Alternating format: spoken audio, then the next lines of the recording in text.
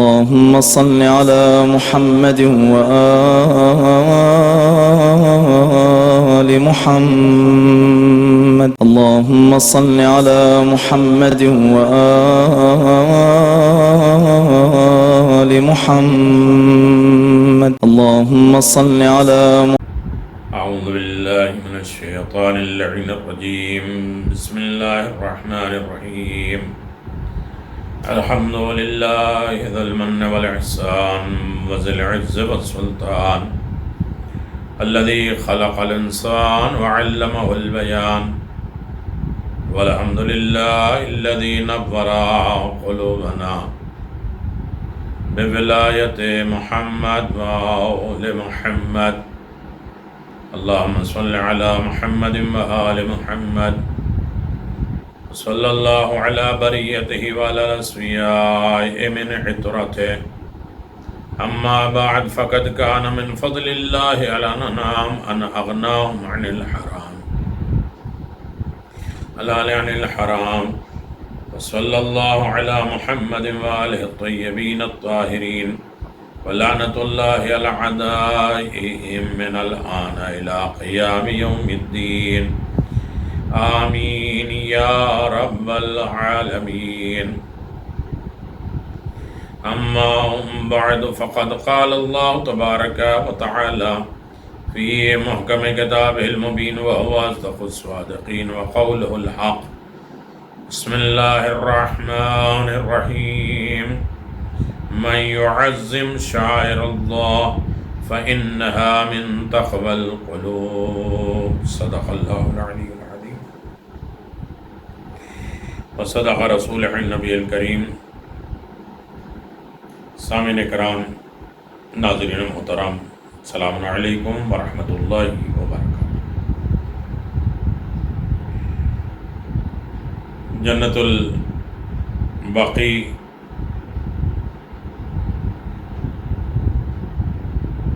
اور اس کے بعد شہدائے احد، سید الشہداء جناب حمزہ، اور مدینہ کی مشہور ترین مساجد جو محمد اور آل محمد علیہ السلام سے منسوب تھی، وہ توڑ دی گئی، ویران کی گئی۔ وہیں ایک عظیم ترین قبرستان مکہ معظمہ کے مشہور ترین جنت المعلی۔ جنت المعلی، معلی کے معنی ہے بلند۔ شہر مکہ معظمہ کا وہ حصہ جو بیت اللہ سے شمال کی طرف واقع ہے، اور جس میں بیت اللہ سے لگا کوئی بھی چڑھائی اور اگلا حصہ بتایا جاتا ہے، ان سب حصے کو معلی کہتے ہیں۔ خانہ کعبہ سے لے کر قبرستان تک کے وہ پہاڑیاں۔ ارزخین معلی کے جو حدود بیان کیے ہیں، ان میں ظاہر ہے کہ اس سطح مرتفع اور حد مشرق میں جبل ابو قبیس صفا مروہ کے پاس ہے، بہت اونچا پہاڑ، اور جنوب میں جبل قیقعان۔ یہ دونوں پہاڑوں کے بیچ میں جنت المعلی، وہ سب معلی میں داخل ہے۔ مکہ معظمہ کے نشیبی حصہ مسفلہ کہا جاتا ہے، جہاں ڈھال زیادہ ہے، اور اکثر ہوٹل وغیرہ ادھر ہی ہیں۔ اب پہلے معلی کی طرف بھی تھے، اور اسے مسفلہ کہتے ہیں۔ حج کے بعد جب طواف زیارت میں مینا سے انسان آتا ہے اور مکہ معظمہ آتا ہے، تو اس راستے سے جو چل کے آتے ہیں وہ سب جنت المعلی یا معلی کی طرف چلے آتے ہیں۔ جنت المعلی کو قریب پہنچ کر انسان کے اندر بڑی خوشیاں محسوس ہوتی ہے۔ مکہ معظمہ کے مشہور قبرستان جنت المعلا اس بلند حصے میں واقع ہے کہ اب معلا کا لفظ مخصوص اسی کے لیے استعمال ہونے لگا، وہی قبرستان اسے کہتے ہیں جنت المعلا۔ اسی سبب سے یہاں کی آبادی کو بھی محل معلا کہنے لگے۔ قبرستان ہے معلا بیت اللہ سے کوئی 1.5 میل بہت قریب ہے، پیدل جا سکتے، پیدل چلیں تو آدھے گھنٹے تک، تقریباً 15-20 منٹ تک انسان وہاں پہنچ سکتا ہے۔ حرم سے معلا تک مسلسل ایک آبادی چلی آ رہی ہے، سڑک کے دونوں طرف دکان مکانات سب موجود ہیں۔ یقیناً لوگ آنا جانا یہاں رکھتے ہی ہیں، اور اس طریقے سے جنت المعلا کی نسبت حضرت سے موجود ہے۔ حضرت نے فرمایا کہ سب مقبروں میں اچھا مقبرہ اہل مکہ کا ہے، اور اس میں جو دفن ہے اس کو نجات ملی، کامیاب ملی۔ جنت البقیع کی ایک طرف، جنت المعلا کا مقام خود حضور نے ان کی عظمت اور ان کی رفعت بیان فرمائی۔ مقبرہ معلا زمان جاہلیت سے اس وقت تک اہل مکہ کا قبرستان چلا آ رہا ہے کہ اس کی لمبائی چوڑائی یعنی اس کی نپائی 200 گز، 1 میل تقریباً۔ زمان قدیم میں اس کے لیے کئی حصے تھے جن کے نام یہاں وادی کوہستان نشیب، فراز، دوسری خصوصیات کی وجہ سے جدا جدا ہیں۔ شعب ابی بنی ہاشم، شعب ابی طالب، شعب ابی دوب، شعب ابی صفا، شعب عامر کے نام سے منسوب ہے۔ ان مقامات پر مختلف خاندان کے اڈے ہوتے تھے، رہن سہن ہوتے تھے۔ جنت المعلا کا قدیمی نام صرف معلا یا مقبرہ معلا۔ مورخین مکہ نے اسی نام سے اس کا ذکر کرتے ہوئے ابن جبیر ابن بطوطہ نے اس کو حبابہ معلا لکھا ہے، اور حبابہ کے معنی میدان یا جنگ کے ہیں۔ میں اس کی تشریح نہیں کر رہا ہوں، تھوڑی سی بات آپ حضرات کے اذہان عالیہ تک پہنچ جائے کہ بقیع کے ساتھ ایک قبرستان اور بھی ہے جسے جنت المعلا کہتے ہیں، اسے بھی ظالموں نے توڑ دیا۔ زمان حال یعنی آج کے بعض مصری سیاحوں نے بھی حبائے معلا کے نام سے اس کا تذکرہ کیا ہے۔ اہل ہند اس کو جنت المعلا کہتے ہیں، اور یہ لقب غالباً 14ویں صدی ہجری کی ایجاد معلوم ہوتی ہے۔ عام اہل مکہ اسے جنت المعلا کہتے ہیں، جنت المعلا کہتے ہیں، اور بہت سے لوگوں سے یہ کہتے ہوئے سنا گیا ہے جنت المعلا، اور جنت المعلا بھی ہے، اور کوئی دوسرا قبرستان جنت المعلا نہیں ہے، یہی جنت المعلا۔ معلا کے مدفونین بہت سے صحابہ، تابعین، تبع تابعین، علماء، صلحاء وغیرہ موجود ہیں، مگر ان کے مدارات یا تو بالکل ہی لاپتہ ہیں یا بہت جو مادوے چند کے صرف نام کے حساب سے موجود ہے۔ 1344 تک جنت المعلا میں صرف 4-5 قبے تھے۔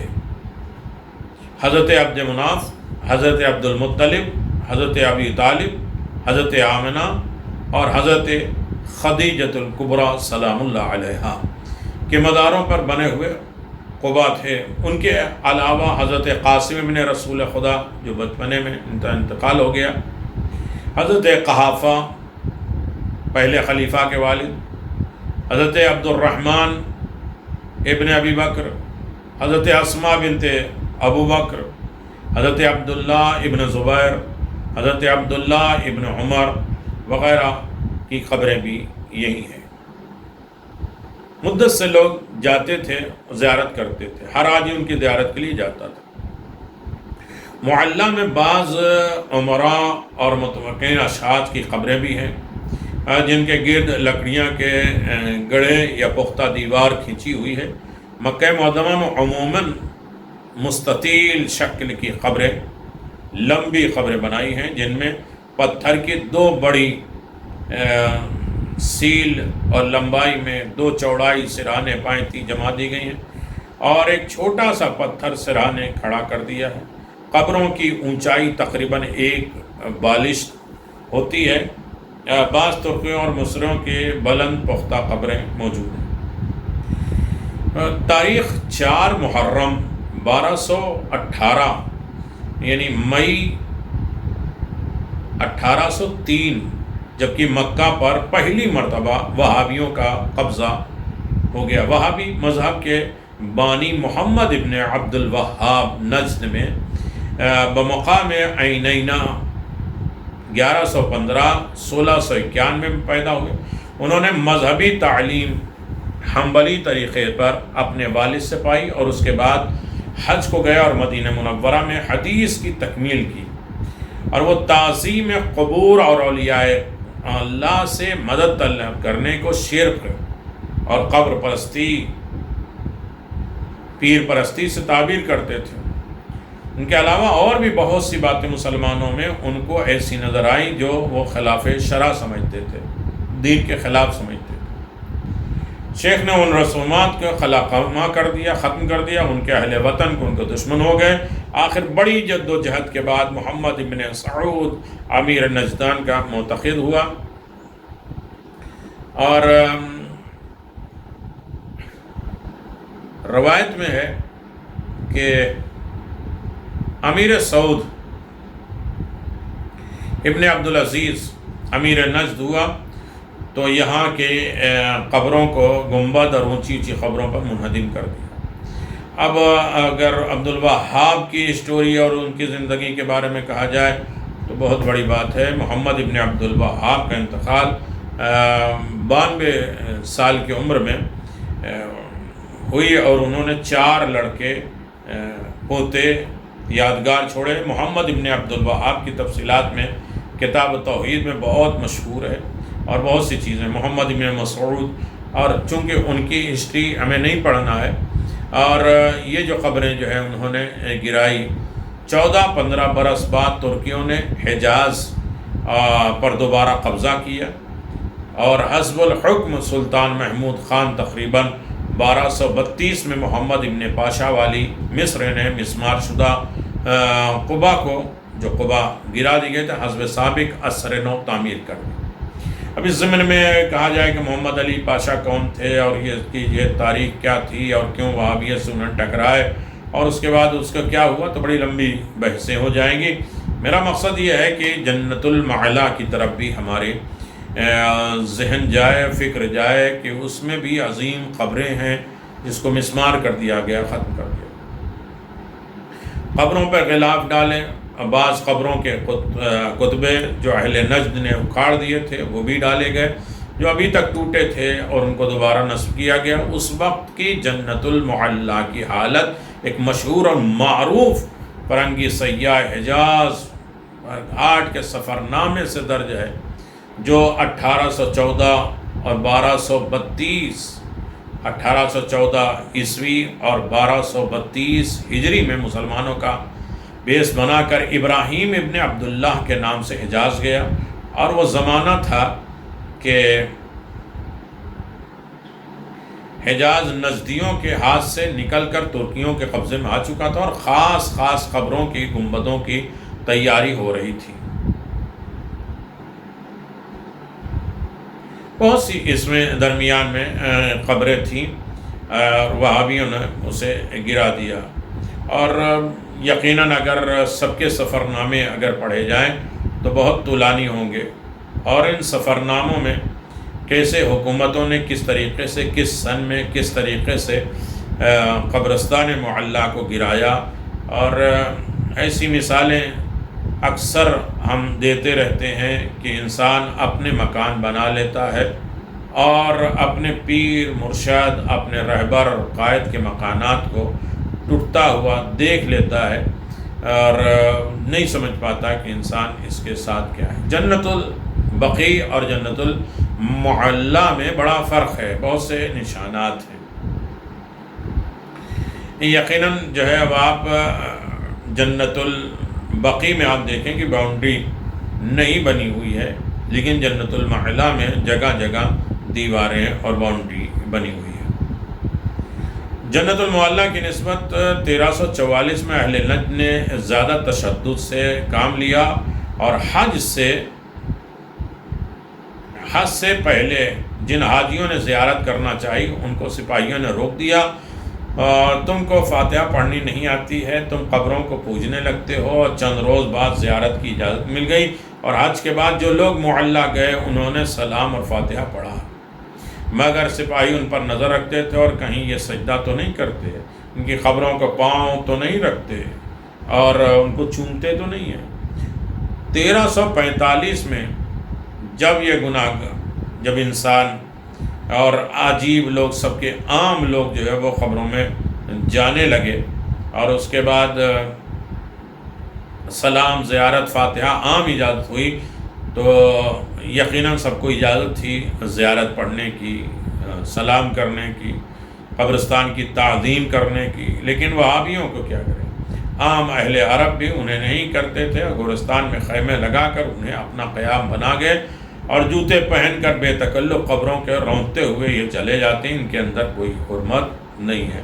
جنت المعلی میں 1345 میں اللہ تعالیٰ نے زیارت کے جو توفیق مرحمت فرمائی لوگوں کو، تو اس میں یہ علامت دیکھی گئی کہ 2 مرتبہ وہاں خفتقان خواب راحت سے خدمت میں سلامت، اور یقیناً حج کے درمیان میں بھی انسان آزاد ہو کے جاتا تھا، لیکن آہستہ آہستہ اس قبروں کے سے روک دیا گیا۔ مقبرہ اجداد رسول خدا، اب ہسٹری کے بارے میں پڑھیں تو بڑی لمبی بات ہے۔ جنت المعلی وہ حصے میں حضرت عبد مناف، حضرت عبد المطلب، حضرت ابو طالب کی قبریں ہیں، اور ان کو مقبرہ اجداد رسول کے نام سے جانا جاتا ہے، پہچانا جاتا ہے، تاکہ اس قبرستان کے مقدس خطے کو جانا جائے۔ یہ قبرستان ابو طالب کے نام پہ، قبرستان حجون کے نام پہ بھی جبل حجون کے دامن میں حضرت خدیجہ سلام اللہ علیہ کے قبر کے آگے ہے۔ حضرت کے اجداد کے حالات، تاریخ کی تفصیل مرقوم میں یہاں بقدر ضرورت آپ کی خدمت میں سے پیش کر دیتے ہیں، تاکہ انسان جانے کہ کس منزل پر ہم آئے ہیں اور کہاں تک ہمیں جانا ہے۔ قبر عبد مناف حضرت صلی اللہ علیہ وسلم کے 5ویں پشت میں ہے، رسول خدا ان کے 5ویں پشت میں ہے۔ حضرت کے جد امجد حضرت عبد المطلب تھے، اور ان کے والد ہاشم اور ان کے والد عبد مناف، اور ان کا اصلی نام مغیرہ تھا اور کنیت ابو عبد شمس تھا۔ قریش ان کے حسن جمال کی وجہ سے قمر کہتے تھے، چاند کہتے تھے۔ مورخین مکہ ان کی قبر کے متعلق کچھ لکھتے ہیں کہ ابن جبیرہ ابن بطوطہ نے بھی اپنے سفر نامے میں مدفون معلی کے ضمن میں ان کا ذکر لکھا ہے، اور کئی مورخین نے لکھا ہے، اور یقیناً 1269 میں مکہ کا سفر یقیناً اس کی نشاندہی کرائی جاتی ہے۔ 1329 میں حاجی عبد الرحیم صاحب نے بنگلوری نے حج کیا، اور اپنے سفر نامے میں عبد مناف اور عبد المطلب کی قبر ایک ہی قبے کے اندر تحریر کیا، اور بعد میں اس کے اختلاف ہوئے۔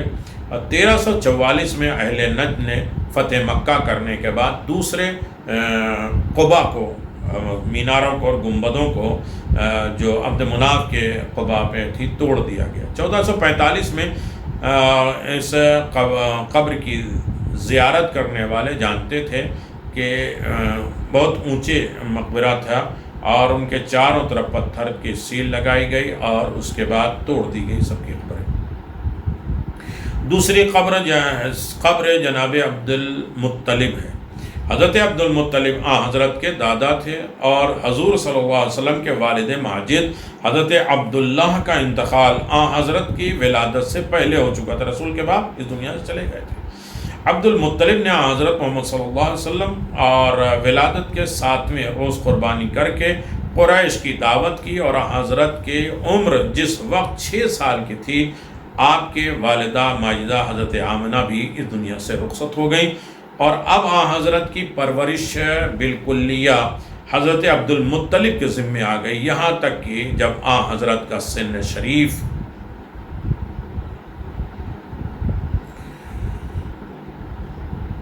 8 برس کے تھے، رسول خدا صلی اللہ علیہ وسلم اس بزرگ کا سایہ بھی سر سے اٹھ گیا، جناب عبد المطلب انتقال کر گئے۔ حضرت عبد المطلب کی تجارت کیا کرتے تھے، قریش کے سردار تھے، کعبے کے متولی تھے، زمزم کا انکشاف کرنے والا، زمزم بند ہو گیا تھا، دوبارہ اسے کھولا، حجر اسود کی برآمدی، یہ حجر اسود پہاڑ میں چلا گیا تھا، اس کی جو ہے وہ تلاش کیا اور اس کے بعد اس کو نکالا، انہیں زمانے تولیت میں لائے اور انہیں لگایا۔ حضرت عبد المطلب کی عمر 120 برس کی تھی۔ مورخین مکہ آپ کی قبر کے متعلق بالکل خاموش ہیں، قدیم سیاحوں نے بھی اس کا کچھ ذکر نہیں کیا، البتہ زمان حال کے سیاح جنت المعلا کے مدارات میں اس کا بھی شمار ہوتے ہیں۔ جناب عبد المطلب نے بہت کارنامے کیے، کعبے کی حفاظت، آپ کا توکل، بھروسہ، ابرہہ کے لشکر کو مسمار کرانا، اور خود خانہ کعبہ کا جو طواف 70 مرتبہ یا 700 مرتبہ ہوتا تھا، اس کو 7 شوط کو طواف قرار دیا۔ 1344 میں یہ قبا منہدم ہو چکا، اور 1345 میں جبل حجون کے دامن میں ایک قبر کی زیارت جناب عبد المطلب کی جاتی تھی، اور اس پر کچھ لکھا ہوا تھا، پتھر کے 4 سلیسیں کی طرف سے لمبی تھی۔ عبد المطلب کے وفات کے وقت حضرت کا سن 10 سال کا تھا یا 8 سال کا، بہت سے اختلاف اس میں پائے جاتے ہیں، لیکن بہت بڑا مرتبہ جناب عبد المطلب کا ہے۔ جناب عبد المطلب کعبے سے ظالموں کو اکھاڑ کے پھینک دیا۔ یقیناً آپ دیکھیے کہ حجر اسود کو کعبے سے لوگ لے کے گئے، کعبے پہ پھر دوبارہ انہوں نے چڑھوایا، 2 طلائی ہرن، سب چیزیں چاہے زمزم میں چھپا دی گئی تھی، زمزم کو کنویں کو بند کر دیا گیا تھا، مٹی وغیرہ ڈال کر کنویں کو زمین کے برابر کر دیا تھا، یہاں تک کہ مدت گزر گئے، کسی کو خبر ہی نہیں تھی کہ کعبے کے پاس کوئی کنواں بھی تھا۔ جب حضرت کے ظہور کے بعد زمانہ قریب آیا تو عبد المطلب نے خواب دیکھا تو کوئی شخص اس سے زمزم کے کنویں کو کھودنے کو کہہ رہا ہے، چونکہ ان کو زمزم کا علم تھا۔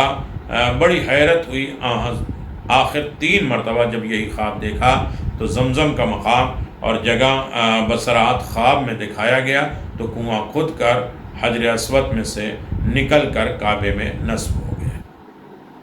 حجر اسود وہیں چلا گیا تھا اور ان لوگوں نے چھپا دیا تھا، اس کو نکال کے انہوں نے دوبارہ لگایا۔ قبر ابی طالب، جناب ابو طالب، حضرت ابو طالب حضرت کے شفیق چچا، حضرت علی کے والد ماجد، اور آپ کا نام عبد مناف تھا، کہ عبد مناف تھا، اور ان کے بڑے فرزند طالب کی وجہ سے ان کی کنیت ابو طالب مشہور ہو گئی۔ حضرت عبد المطلب کے مرتے وقت حضرت کی پرورش کے لیے بطور خاص ان سے وصیت کی، ان کے حوالے کیا پیغمبر اسلام کو، جن کو انہوں نے بڑی خوبی سے پورا کیا۔ حضرت 8 سال کی عمر سے تقریباً 50 سال کی عمر تک ان کی زیر کفالت رہے، اور حضرت ابو طالب مدت عمر حضرت کے ساتھ بڑی شفقت اور محبت کے ساتھ پیش آتے رہے، یہاں تک کہ اپنے بچوں کو بھی قربان کرتے رہے، ان کے بستر پہ سلاتے رہے، اپنے شیب میں لے کے گئے۔ بہت بڑا کارنامہ ہے جناب ابو طالب کا،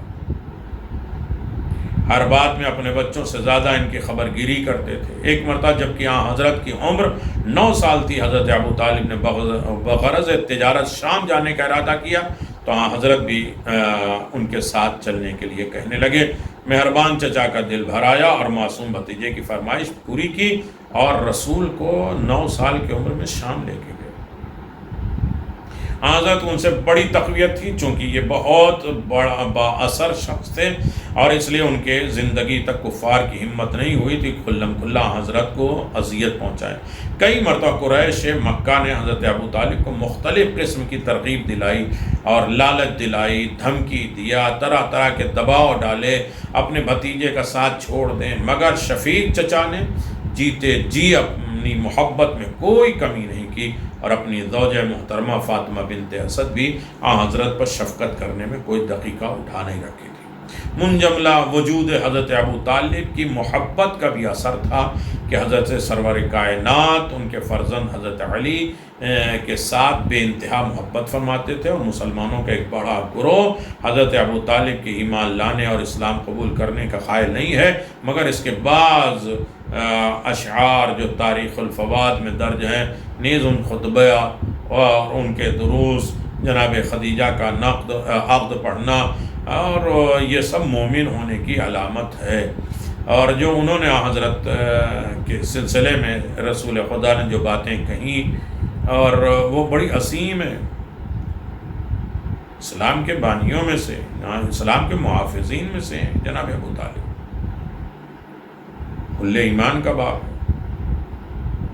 لوگ تانے دیتے ہیں کہ وہ کم از کم مرتے وقت ایمان لے آئے تھے اور کلمہ شہادت ان کی زبان پہ جاری ہوئی تھی۔ اللہ اکبر۔ حضرت ابو طالب کچھ 80 برس کی عمر میں ہجرت سے 3 سال پہلے، مشہور ہجرت کے 1 برس پہلے ماہ شوال میں بمقام مکہ معظمہ انتقال کر گئے۔ حضرت ابو طالب کی قبر کا ذکر مورخین کے مکہ مطلق ہے کہ آپ مکہ میں دفن ہوئے۔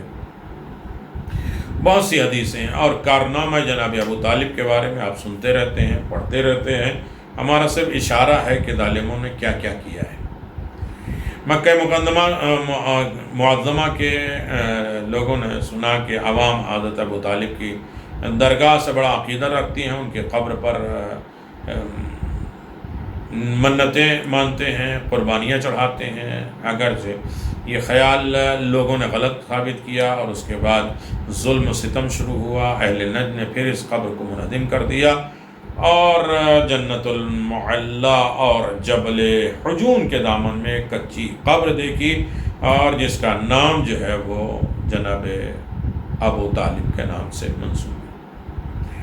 ایک قبر اور بھی ہے، مزار حضرت آمنہ۔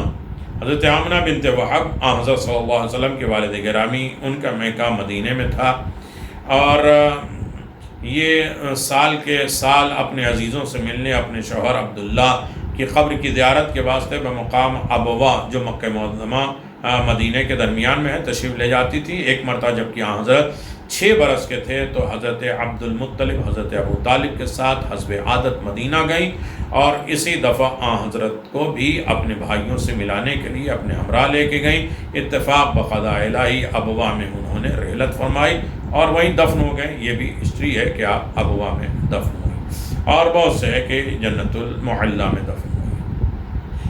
یعنی ایک روز حضرت چند صحابہ کے ساتھ معلا کے قبرستان میں تشریف لے گئے اور بہت سی قبروں سے گزرتے ہوئے معلا کے آخری کنارے تک پہنچے اور ایک قبر کے پاس بیٹھ گئے اور دیر تک طلب نجات فرماتے رہے، اور اس کے بعد آواز سے رونے لگے۔ اس پر تمام صحابہ بھی رونے لگے۔ حضرت صحابہ کی طرف متوجہ ہوئے اور عرض کیا، یا رسول اللہ، کس وجہ سے آپ رو رہے ہیں؟ تو حضرت نے ان کا ہاتھ پکڑ کر فرمایا، کیا میرے رونے کی وجہ تم بھی رو گے؟ اور ارشاد فرمائی، یہ قبر آمنہ بنت وہب کی ہے، میں نے اللہ تعالیٰ سے ان کی قبر کی زیارت کے لیے اجازت چاہی تو اس کی مجھے اجازت مل گئی، اور اس کے بعد میں نے آمنہ کے لیے طلب مغفرت کی اجازت مانگی تو وہ بھی اللہ نے دے دیا۔ ما کان لبنی والذین آمنوا ولا یستغفرون للمشرکین ولو کان اولی القربی، یعنی نبی اور مسلمانوں کے لیے مناسب نہیں ہے کہ وہ مشرکوں کے لیے خواہ رشتہ دار ہی کیوں نہ ہو دعائے مغفرت کریں۔ یہ اس بات کی دلالت ہے کہ رسول خدا نے مغفرت کی دعا مانگی، یعنی رسول کے ماں باپ مومن مسلمان کل ایمان کے باپ رسول خدا کی والدہ گرامی کی عظیم منزلت ہے، اور رسول خدا جن کی قبر پہ بیٹھ کے دعا مانگیں، روئیں، آمنہ کی قبر علامت معلیٰ میں موجود ہے، اور بہت سے لوگ کہتے ہیں کہ وہ ابوا میں دفن ہے۔ ابوا بھی قریب قریب ہے، اور اس ضمن میں بڑی لمبی بحثیں ہیں، لیکن ہم تھوڑا سا مختصر کرتے ہوئے اپنی بات کو آگے بڑھانے کے لیے میں آپ کی خدمت میں اور گزارش کروں کہ مزار ام المومنین جناب خدیجہ سلام اللہ علیہ، ام المومنین حضرت خدیجہ حضرت کی زوجہ محترمہ جناب خاتون جنت فاطمہ زہرا سلام اللہ علیہ کی والدہ گرامی، اور حضرت حسنین علیہ السلام کے جد بزرگوار عموماً مورخین ان پر متفق ہیں کہ سب سے پہلے ایمان لانے والی، اور اس میں کسی کو کوئی کلام نہیں ہے، عورتوں میں سب سے اول انہی کو تصدیق رسالت کی توفیق ملی ہے، مقام ملا ہے۔ یہ نہایت مالدار ایک معزز خاندان کی بیوی تھیں، اور اب سے پہلے حضرت صلی اللہ علیہ وسلم ان کا مال تجارت لے کر ملک شام تشریف لے گئے تھے، اور بعثت سے 15 برس قبل حضرت نے ان سے نکاح کیا، اور ان کی زندگی تک کوئی عقد نہیں فرمایا۔ حضرت کو ان کے روپے سے بہت، ان کے دولت سے بہت فائدہ ملا۔ ان کے اکثر بھی قریش مکہ بھی تھے، سوائے حضرت ابراہیم کے حضرت کے باقی تمام اولادیں آپ کے بطن مطہر سے تھیں۔ بالاختلاف ہجرت سے 3 سال قبل یا 1 سال پیشتر جناب خدیجہ 68 برس کی عمر میں وفات پا گئیں، اور مقبرہ معلیٰ میں اسی حصے میں شیب بنی ہاشم میں کہلاتے ہیں انہیں دفن کیا گیا۔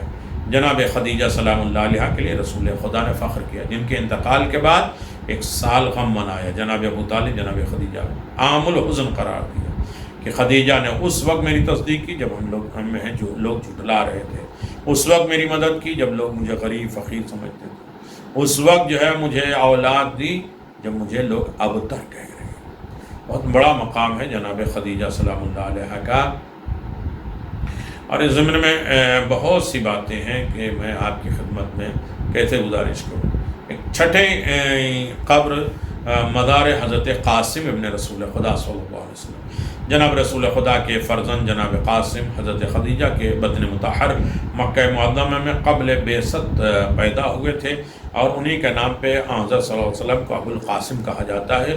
ان کی وفات زمانے شیرخانگی میں ہوئی تھی، بچپنے میں ہو گئی تھی، اور مکہ ان کے مدفن کی جگہ ہے، ان کے مزار کی نشاندہی کسی نے نہیں کی ہے، اور حضرت کی اولاد کو سب بحال شیرخان جو ہے شہید ہوئے تھے، اور یقیناً بچپنے میں آپ شہید ہو گئے، اور اس قبرستان میں آپ کو دفن کیا گیا، اور رسول خدا نے جناب قاسم کو دفن کرنے کے بعد گریہ کیا، اور لوگ باہر قبرستان سے بیٹھے ہوئے کہہ رہے تھے دیکھو ابتر جا رہا ہے، لا ولد جا رہا ہے، تو روتے ہوئے آپ چلے گئے منا کی طرف۔ منا کے جب میدان میں پہنچے ہیں تو ایک مرتبہ جبریل آئے اور آواز دیا انا اعطیناک الکوثر، اللہ کہہ رہا ہے تم رنجیدہ نہ ہو، پریشان نہ ہو، رو نہیں، ہم تمہیں کوثر دیں گے۔ کوثر کی نظیر جناب فاطمہ زہرا سلام اللہ علیہا ہے، اور اسی طریقے سے بہت سے قبریں جس کا تذکرہ میں نے آپ کی خدمت میں گزارش کیا، صحابہ، تابعین، تبع تابعین، علماء، عظام، لیکن سب اس قبر کو جو ہے لوگوں نے مٹا دیا، ختم کر دیا۔ اور اسی طرح سے بہت سے قبرستان ہیں، قبرستان منا بھی ایک قبر ہے، اور اس کے بعد بہت سی قبریں ہیں جہاں جاہل لوگ اپنے بچیوں کو زندہ دفن کر دیتے تھے، قبرستان سبیکہ، قبرستان شہداء، اور اس کے بعد قبرستان ام المومنین حضرت میمونہ، اور یہ سب چیزیں موجود ہیں جس کو تاریخ پڑھنے والے مقبرہ مہاجرین، یہ بھی ایک عظیم ترین قبرستان ہے، اور اس قبرستان کو یقیناً عظمت حاصل ہے کہ پیغمبر گئے ہیں، پیغمبر کے دادا، ماں، چچا، بیوی بچے سب یہاں دفن ہیں۔ لیکن ظالموں نے اس قبرستان کو بھی جلا دیا، ختم کر دیا اور اس قبرستان کو مسمار کر دیا۔ بہانہ یہ ہے کہ قبرستان پہ نہ چراغ جلائے جا سکتے ہیں، قبرستان میں نہ جو ہے وہ فاتحہ دیا جا سکتا ہے، قبرستان میں نہ دعا پڑھی جا سکتی ہے، قبرستان عبادت کی جگہ نہیں ہے، سلام دعا کی جگہ نہیں ہے۔ لہذا لوگوں نے اور وہابیوں نے اسے گرا دیا، مسمار کر دیا، ختم کر دیا۔ لیکن آپ جانتے ہیں کہ قبر پرستی ہمارے مذہب میں نہیں ہے، لیکن قبور ان کے جو زندہ ہیں ان کی قبریں ایک الگ ہیں، ان کا فلسفہ الگ ہے۔ قبروں پر تعمیر کا شرعی حکم قرآن کے پیغمبر اسلام کے دور سے لے کر ابن تیمیہ تک، آپ ان کے شاگرد ابن قیم متولی تقریباً 750 برس ہو گئے۔ اس پوری امت میں مسلمان کے درمیان ان کی شرعی مسائل میں قبروں پر عمارت تعمیر کرنے کے نام پر کسی طرح سے اختلاف، جھگڑا، بحث، جذبات کو بھڑکانے یا انہیں نظر انداز کرنے کی بات نہیں تھی۔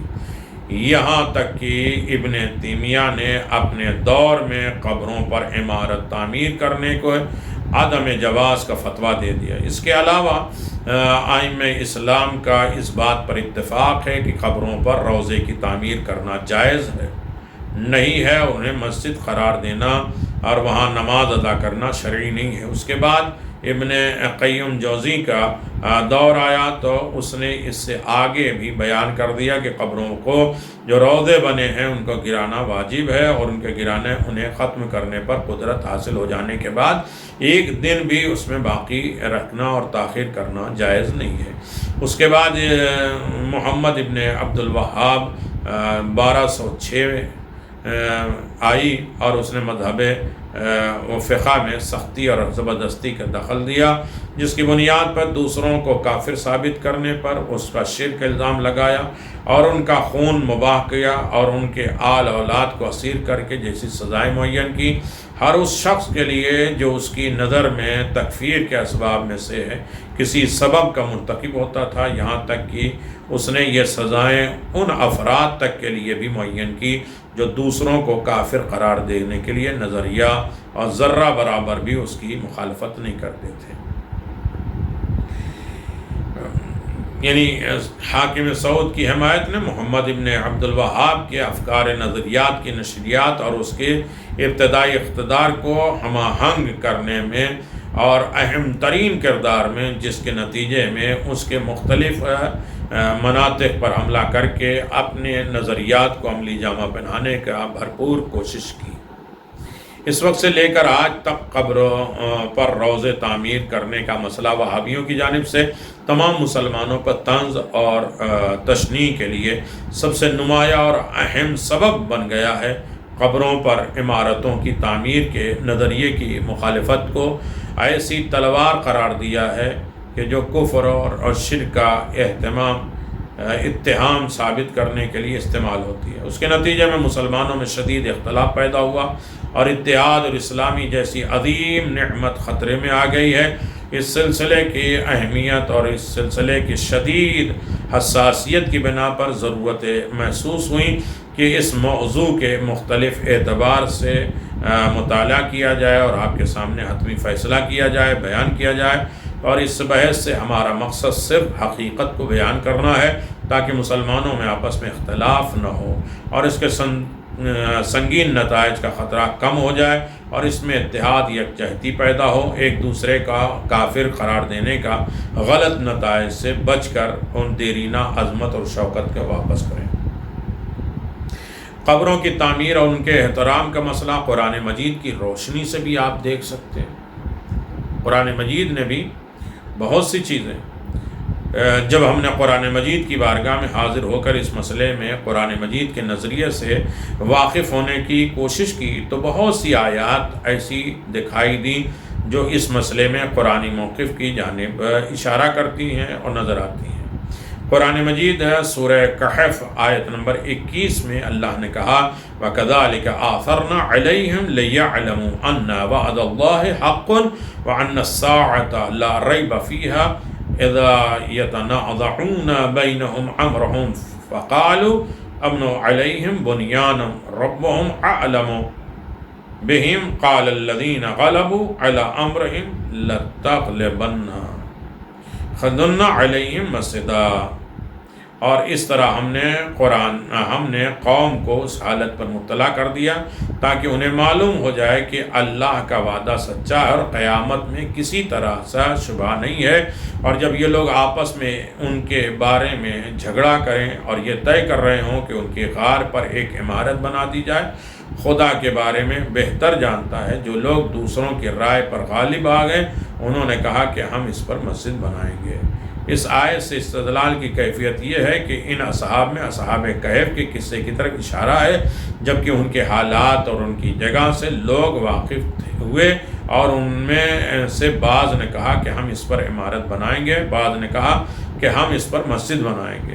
آیت کا سیاق تسلسل ثابت کرتا ہے کہ پہلی والی گفتگو یعنی عمارت بنانے کا نظر کفار تھا، اور دوسری گفتگو توحید پرستی کا ہے کہ اس میں مسجد بنائی جائے اور وہاں نماز پہ پڑھے جائے، تو نماز وہاں پڑھنا، دعا پڑھنا یہ منع نہیں ہے۔ قرآن نے خود اعلان فرمایا مَن يُعَظِّمْ شَعَائِرَ اللَّهِ فَإِنَّهَا مِن تَقْوَى الْقُلُوبِ، جو اللہ کی نشانیوں کا احترام کرتے ہیں اور ان کے دل کی تقوی کی علامت ہے۔ اور کریم سے استدلال ہے کہ دو باتوں کی ہے، شعائر کے معنی اور اس کے مفہوم۔ کیا انبیاء اور مرسلین کی قبریں شعائر ہیں؟ کیا ان کی تعظیم، ان کی عمارت کی تعمیر کے شعائر اللہ کے احترام ہے؟ پہلے موضوع کے بارے میں ہم عرض کریں کہ شاعر شعیرہ کی جمع ہے۔ شیخ طوسی نے مجموع البیان میں کہا ہے کہ شاعر کے معنی اعمال کے لیے ایک خاص مقام، اور شاعر یعنی اللہ کی نظر میں وہ خاص مقامات ہیں جنہیں اس نے اپنے عبادت کا مرکز قرار دیا۔ لہٰذا ہر وہ مقام جو ایک خاص عبادت سے مخصوص ہو، جیسے دعا، نماز وغیرہ، اور خاص عبادت گاہ بن سکتا ہے، تو اسے اس عمارت کا مشعر قرار دیا جائے۔ شاعر کے واحد شعیرہ ہے، لہذا شاعر یعنی مختلف عبادتوں کا مقام، جیسے سعی کرنے کی جگہ بھی شاعر اللہ ہے۔ ان الصفا والمروہ من شعائر اللہ فمن حج البیت او اعتمر فلا جناح علیہ۔ اس کے بعد قربانی کو بھی شاعر اللہ کہا گیا ہے سورہ مائدہ میں۔ آپ دیکھیں یا ایھا الذین آمنوا لا تحلوا الشعائر ولا شعر الحرام ولا حدا ولا قلائد۔ تو اس طریقے سے شاعر اللہ کی تعظیم ضروری ہے۔ آپ صفا مروہ کی تعظیم کیسے کرتے ہیں؟ قربانی جو خدا کی راہ میں دیتے ہیں اس کی تعظیم کیسے کرتے ہیں؟ تو تعظیم یعنی اس کی رسپیکٹ، ادب، احترام اسلام میں جائز ہے، قرآن کے روح سے جائز ہے۔ اور قبروں کو مسمار کرنا یہ فتنہ ہے، فساد ہے اور اختلاف ہے۔ اور جن لوگوں نے جنت المعلا کو گرایا ہے، امام زمان کی خدمت میں فریاد ہے کہ مولا دوبارہ سر نو اس کی تعمیر کے اسباب فراہم کرنا، اور ہمیں احتجاج اور فریاد کرنے کی توفیق عطا فرما۔ ہماری احتجاج اور فریاد کو قبولیت کی منزل تک پہنچا دینا، مظلومین میں شمار فرما، ہمارے تمام مرحومین کی مغفرت فرما، زندوں کی حفاظت فرما۔ ربنا تقبل منا انک انت السمیع العلیم بحق محمد وآلہ الطیبین الطاہرین۔ صلی اللہ علی محمد۔